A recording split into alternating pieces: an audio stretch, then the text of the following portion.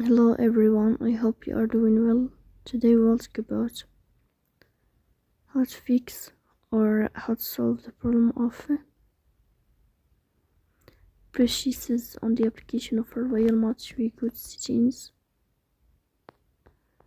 Here we click on apps, default apps, app settings. Then we will search about the application of Royal Match. Then we click on first stop and we click OK. Here you will enter to the window of storage. Then we click on clear cache. In the end you will turn off your phone and you will restart your phone again to fix that problem. So please don't forget to support us by like and subscribe. See you next time and thank you for your